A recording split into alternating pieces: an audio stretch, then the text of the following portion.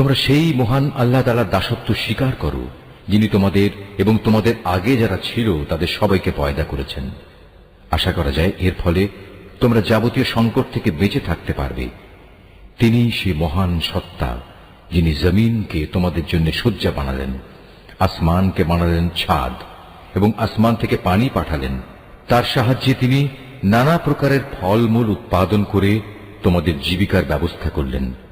অতঃপর তোমরা জেনে বুঝে এসব কাজে আল্লাহ তাআলার সাথে কাউকে শরীক করো না। আমি আমার বান্দার উপর যে কিতাব নাজিল করেছি তার সত্যতার ব্যাপারে যদি তোমাদের কোনো সন্দেহ থাকে তাহলে যাও, তার মতো করে একটি সূরা তোমরাও রচনা করে নিয়ে এসো। এক আল্লাহ ছাড়া তোমাদের আর যেসব বন্ধু বান্ধব রয়েছে তাদেরও প্রয়োজনে সহযোগিতার জন্য ডাকো, যদি তোমরা তোমাদের দাবিতে সত্যবাদী হও। কিন্তু তোমরা যদি তা না করতে পারো, এবং আমি জানি তোমরা তা কখনই করতে পারবে না।